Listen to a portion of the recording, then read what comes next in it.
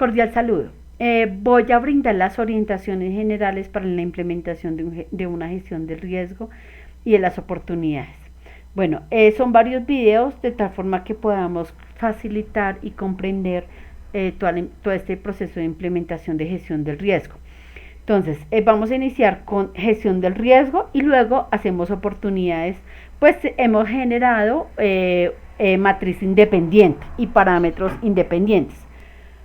Entonces, bueno, vamos a iniciar con los documentos que se han consultado, se han referenciado y se han seguido, de tal forma de que podamos referenciar este trabajo. En sí se basa, es en la norma ISO 31000 en su última versión, pues esta nos da las etapas claras de implementación, o sea, puntual. Entonces, por eso hemos seguido por etapas de implementación. Entonces, vamos a ver cada una de esas etapas. Tenemos la primera etapa de comunicación y consulta. En esta etapa es importante mirar cómo va a ser el proceso de implementación. Es un proceso transversal todo el tiempo. Yo tengo que estar comunicando y consultando mi gestión de riesgo y oportunidades. La sugerencia es realizar un plan o una matriz de comunicaciones con cada uno de los elementos y yo pues irla desarrollando y irla actualizando como mínimo una vez al semestre, de tal forma de que yo pueda mejorarla. Esta matriz de comunicación, por ejemplo, voy a decir, bueno, cuando una persona, un empleado cualquiera detecta un riesgo, entonces, ¿qué debo de hacer frente a ese riesgo? O sea, ¿a quién le debo comunicar? ¿Cuándo le debo comunicar? ¿Cuándo se va a tratar? ¿Cómo dejo la evidencia? Bueno, etcétera, ¿sí? ¿En qué lugar? Etcétera, una matriz de comunicación. Otra etapa es el establecimiento del contexto. Bueno, la norma ISO 9001 versión 2015 pide en su capítulo 4 el establecimiento del contexto. De pronto en la 2008 nos lo solicitaba, pero de otra manera, como más implícito. Ya en la versión 2015 nos lo solicita. Entonces, ¿qué vamos a hacer? Vamos a hacer en la etapa de planeación estratégica al iniciar el año, bueno, cuando la organización haga la planeación estratégica, determine una buena etapa del establecimiento del contexto, de tal forma que cuando yo venga a implementar gestión de riesgo, pues entonces pues ya voy a tener ese trabajo adelantado y solamente tengo que volverlo a retomar.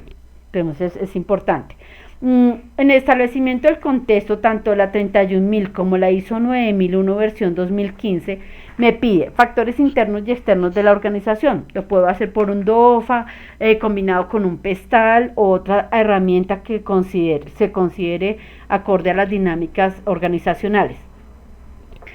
Puedo sacar las partes interesadas, que las voy a encontrar también en mi manual de calidad, bien, pues todo lo que me genera, esto también es nuevo de la 2015, el alcance y teniendo en cuenta que me pide a mí la versión 2015 y los procesos, que los factores internos y externos lo puedo ver desde planeación estratégica, partes interesadas, procesos de alcance, con sus caracterizaciones, lo puedo ver desde el manual de calidad.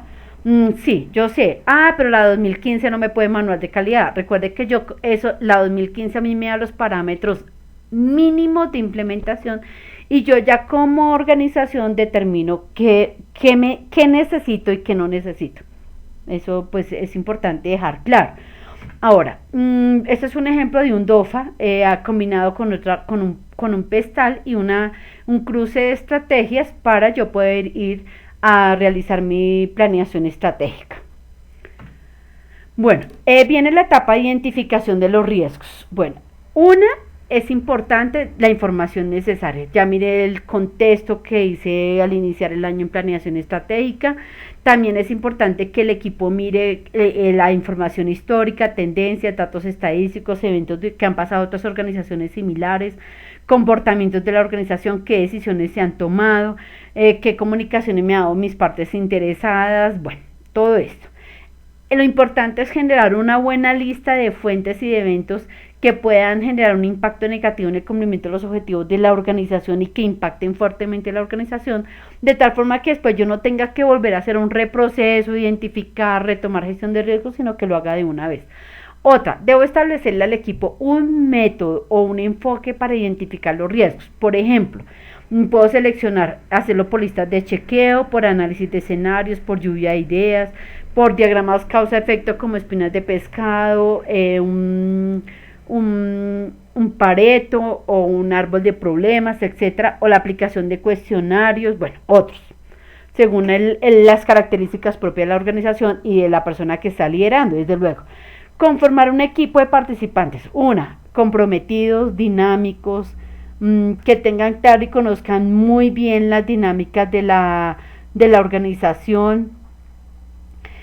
También mi recomendación es generar un equipo interdisciplinario de todas las áreas, de compras, una señora de servicios generales, una persona de mantenimiento, el de financiera, la alta gerencia, gestión humana, el de calidad, ambiental, seguridad de trabajo, de tal forma que entre todos yo pueda de una vez hacer mi identificación por proceso de mis riesgos, de mis causas y de mis consecuencias.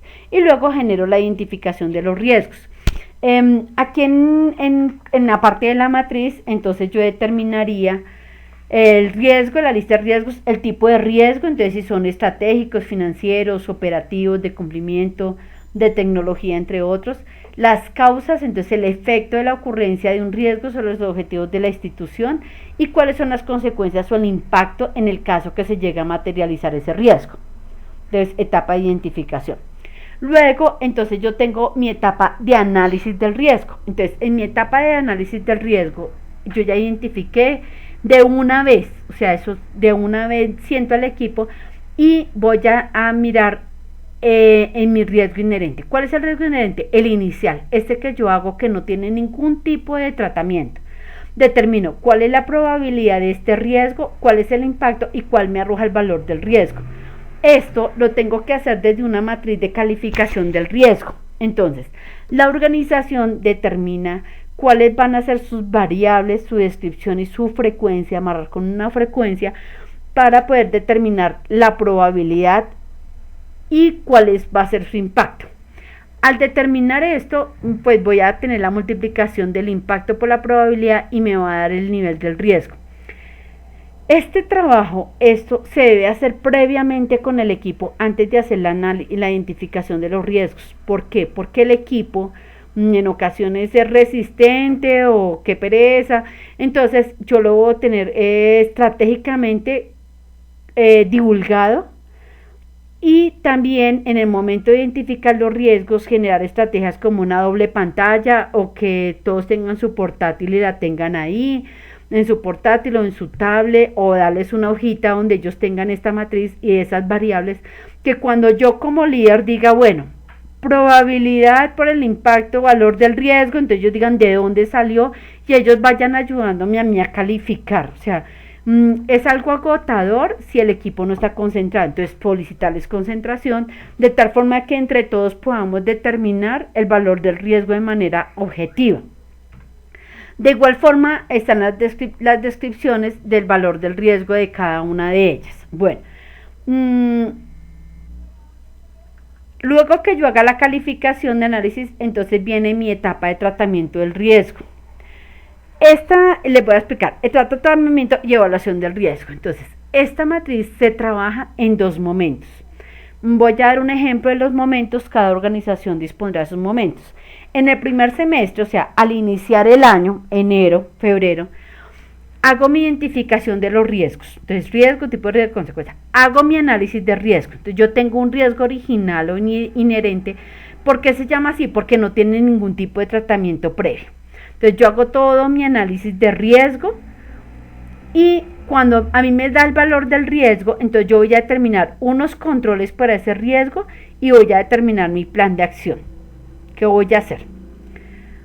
Eso lo hago en el primer semestre, pero yo obligatoriamente al segundo semestre tengo que hacerle un seguimiento y un control a ese tratamiento del riesgo y al análisis, a la identificación. Entonces eso se llama evaluación del riesgo, que vendría a entrar en otra etapa. La evaluación del riesgo la podría hacer en el segundo semestre, entonces yo ya tuve 3, 4, 5, 6 meses haciéndole control y plan de acción a ese riesgo inherente.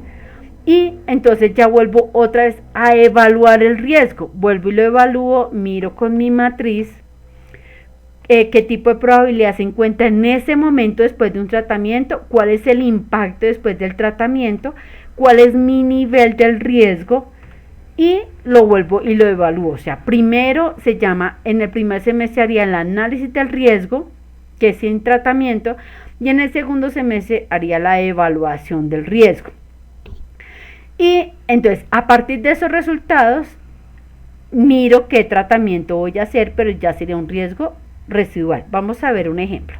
Miren, determiné el riesgo, hallé la probabilidad por el impacto y me dio valor del riesgo bajo. Entonces, como me dio bajo, no necesito acción, pero sí genero un control. Entonces, el control en este caso, medición de un indicador, quién es el responsable y cuál es mi evidencia. Claro, listo. Eso lo voy a hacer en el primer semestre.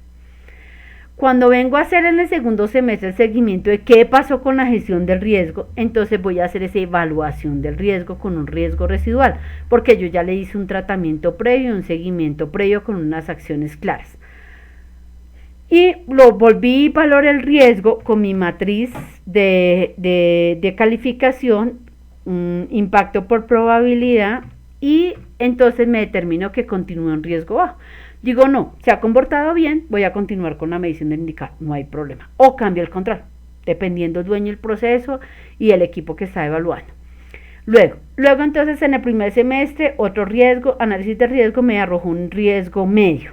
Entonces lo voy a monitorear por riesgos. ¿Por qué? Porque me voy a levantar una acción preventiva de gestión del riesgo. Entonces me levanté la acción preventiva 54. Listo, primer semestre, hice mi plan de trabajo mensual, seguimiento con coordinador de calidad.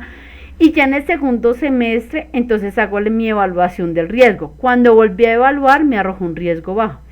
Aquí es donde yo como dueño de proceso, procedimiento y equipo tengo que tomar decisiones. Una, o cierro la acción preventiva, pero tengo que continuar generando controles, o continúo con mi acción preventiva, tomando acciones el resto del año. ¿Listo? Y al final del año determino si cierro o no la acción. Listo. Otro ejemplo. Listo, identifiqué, analicé y me arrojó el valor de un riesgo alto. Lo voy a monitorear por un riesgo porque me voy a levantar la acción correctiva para gestión del riesgo y me voy a levantar la acción 55. Ahí pueden haber varias posibilidades. Una, que yo vuelva y evalúe en el segundo semestre y me vuelva a salir un riesgo alto. Entonces continúo con mi acción 55 y evalúo qué pasó al impacto, la eficacia de esas acciones que se tomaron con respecto a ese riesgo. Si continúan alto, tiene que intervenir la gerencia. Ahí, la gerencia hay que avisarle inmediatamente, comunicarle a la gerencia. O, por ejemplo, en este caso, yo venía a riesgo alto y bajé a riesgo medio, después de mi evaluación y de mi tratamiento inicial. Entonces yo determino, bueno, o continúo con mi acción correctiva 55, o cierro esta acción correctiva y me levanto la acción preventiva número 56 y la controlo desde ahí. ¿Listo? Entonces ahí es la toma de decisiones, qué acciones se van a tomar. Eso lo tienen que hacer los dueños de proceso y procedimiento, y el equipo que está haciendo gestión de riesgo pues son los conocedores de las situaciones.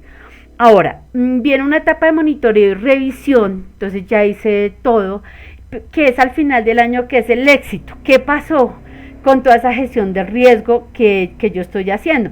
O también lo puedo mirar, por ejemplo, a final de año para una revisión por la dirección, ¿qué pasó con esos riesgos? Voy a hacer una verificación, ¿hay éxito post implementación de gestión del riesgo? Entonces ahí me pueden arrojar varias cosas. Una, entonces esto lo puede hacer el equipo, el de calidad, el dueño del proceso, procedimiento, un comité directivo, un comité de sistema integrado, un comité de calidad, una revisión por la dirección. Entonces, una, el plan de acción y los controles no son eficaces, o sea, no sirvieron. Plan de acción y controles se abandonaron, o sea, no seguí trabajando en gestión del riesgo. Se lograron algunas expectativas, se lograron todas las expectativas, se superaron las expectativas, no se continúa con control del riesgo, pues porque fue un riesgo de momento o se cerró de raíz o se hace relación. Bueno, entonces ahí yo puedo analizar, pero el éxito a final de año, qué pasó con gestión de riesgo, y puedo cerrar para el otro año volver a hacer la evaluación de gestión del riesgo. Bueno, muchas gracias. ¿Qué nos queda? Manos a la obra, motivación a nuestros equipos a implementar gestión del riesgo. Gracias.